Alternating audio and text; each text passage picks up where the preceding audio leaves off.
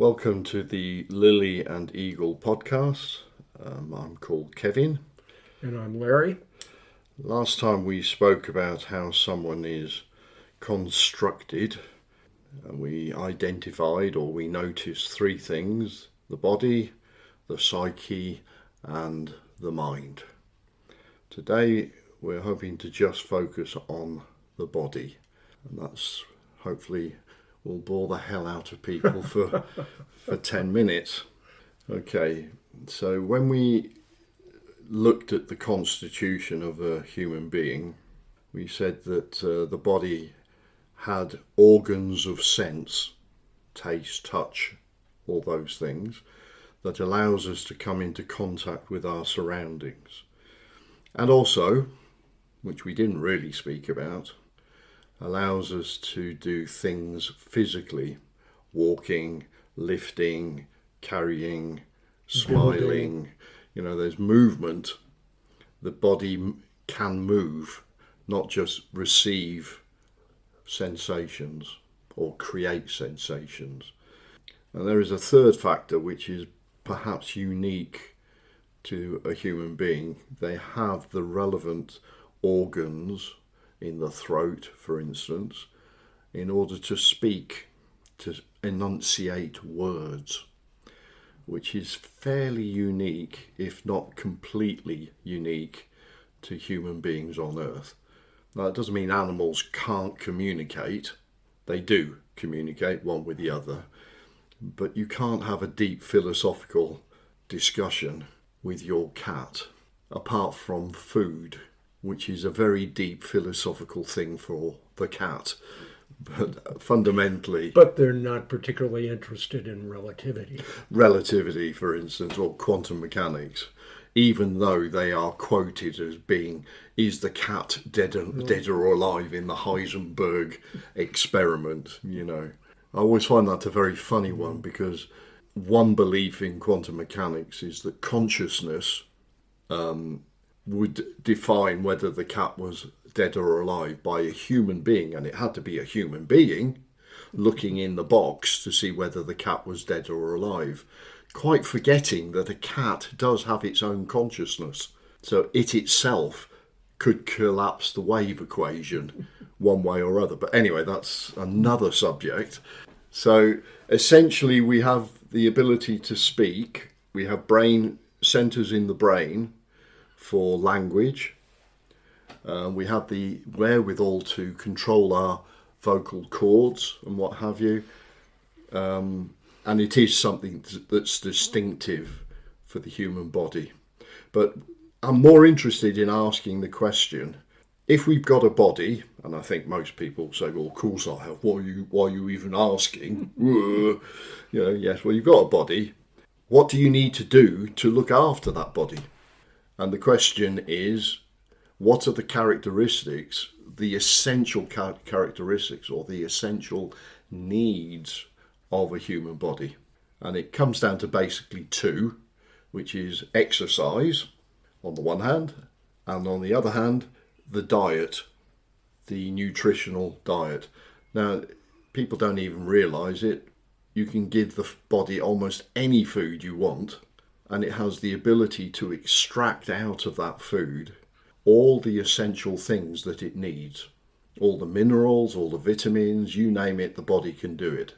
And I can remember as a kid, latchkey door kids, where literally they were given the key by the parents because they would finish school before they had stopped working. The parents had stopped working. So the kids were given the door key. But the problem was they would be hungry and there wouldn't be any food ready. So they were given a few pennies or shillings or whatever, and they would go to the local chip shop and they would have a cone of chips. French fries.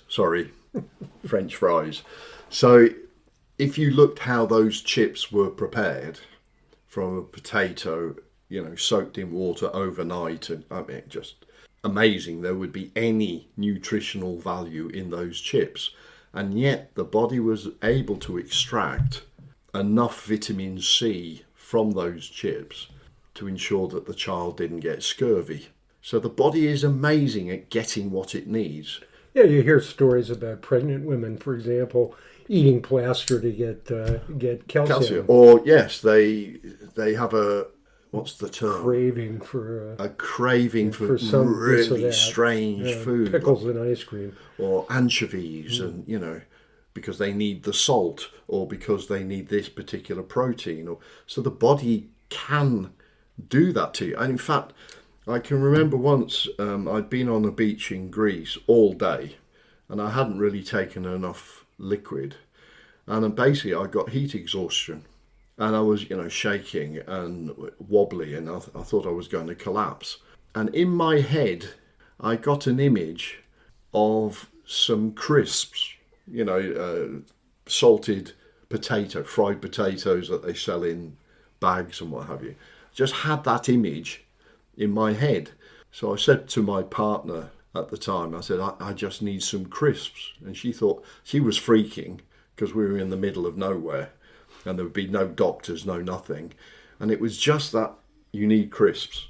And off I went, and I didn't eat them. I just sucked the salt off the crisps. And within about 3 minutes, all the shaking and everything went. It was just that I would salt depleted completely. So the body will tell you stuff, but most of the time we're ignorant. We don't pay attention.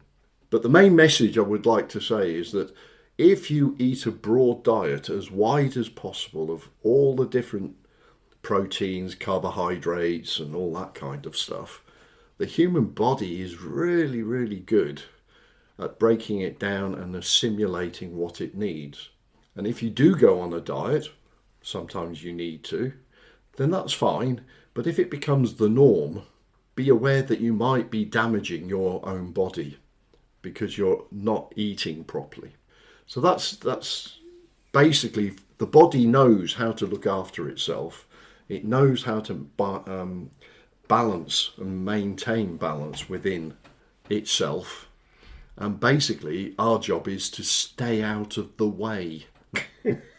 Unfortunately, we're often not very good at that. No, we don't. We actually make things worse because we follow a particular fad, this diet, that diet, and what have you.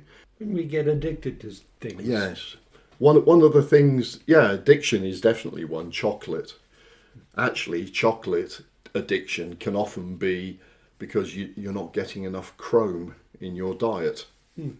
So because chocolate has chromium, you start eating it like crazy.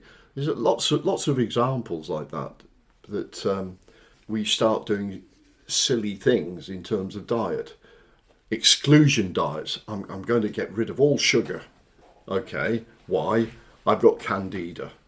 Okay, so what happens is 1 minute later, after taking sugar inadvertently, the super duper candida, which has survived the lack of sugar in your gut, will suddenly explode onto the scene and go da-da, and you've got candida big time. But only this time it's a really super strong one.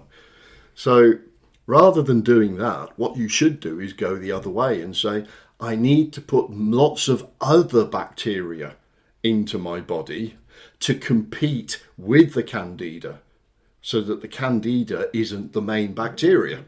So in this case, more variety is better than less. And again, there's lots of examples of that. The bacteria that produces caries in your teeth, if you've got lots of other bacteria in the mouth that's competing for the sugar generally in the mouth, then the bad bacteria isn't able to actually start creating holes in your enamel.